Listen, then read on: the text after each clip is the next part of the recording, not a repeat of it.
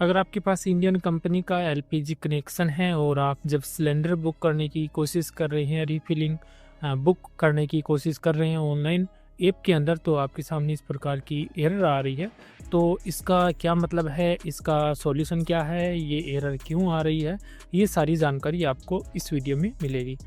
तो अगर आपने पहले फ़ोन करके ट्राई करी बुक करने की, नहीं हुआ, जब आपने ऐप डाउनलोड करा इंडियन का और उसमें बुकिंग करने की कोशिश करी तो आपके सामने ये एरर आ गई। तो सबसे पहले हम इसका मतलब जान लेते हैं, उसके बाद आगे की बात करेंगे। तो यहाँ पर ये बोल रहा है कि आप आगे नहीं बढ़ सकते हैं, रिफ़िल जो है वो ब्लॉक है। ठीक है, आप जो भी ये कंज्यूमर है इनके लिए रीफिलिंग यानी कि गैस कनेक्शन बुक करना, टंकी बुक करना अभी फ़िलहाल के लिए ब्लॉक है। Please contact with distributor. तो आप जो भी आपका डिस्ट्रीब्यूटर है, जो भी एजेंसी में आपका कनेक्शन है, उस एजेंसी में आप संपर्क करें। आपकी जो बुकिंग है वो ब्लॉक कर दी गई है एजेंसी के द्वारा। तो ये यहाँ पर इस मैसेज का मतलब है। अब बात करते हैं कि भई आखिर जो ये हमारा ब्लॉक हुआ है ऑनलाइन बुकिंग करना, ये क्यों हो सकता है, क्या इसके पीछे कारण हो सकते हैं, पहले हम वो जान लेते हैं, उसके बाद इसका सॉल्यूशन जानेंगे।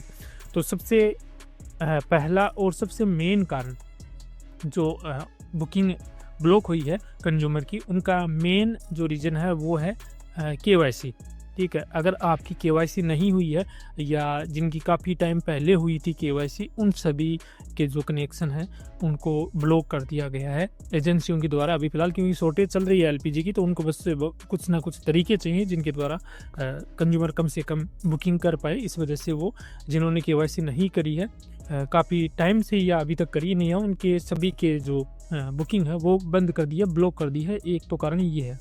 ठीक है, दूसरा कारण है अगर आपने बुकिंग करके सिलेंडर नहीं लिया है काफ़ी टाइम से, अगर आपको 12 महीने या 12 महीने से ज़्यादा समय हो गया है और आपने बुकिंग करे बिना बुकिंग नहीं करा है सिलेंडर, 12 महीने आपको हो गए हैं, तब भी आपका ये जो कनेक्शन है ये ब्लॉक हो सकता है। तो ये दो मेन कारण है, और भी कोई कारण हो सकता है। इसके लिए आपको जो भी आपकी एजेंसी है, गैस एजेंसी, उसमें संपर्क करना पड़ेगा।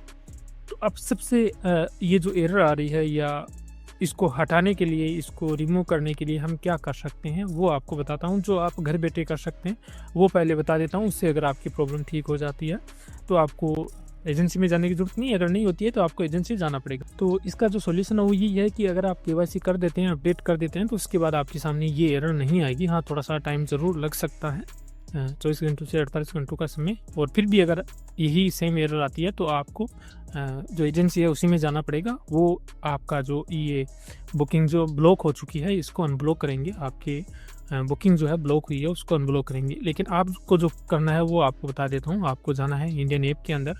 तो ये मैंने स्क्रीनशॉट ले रखा था।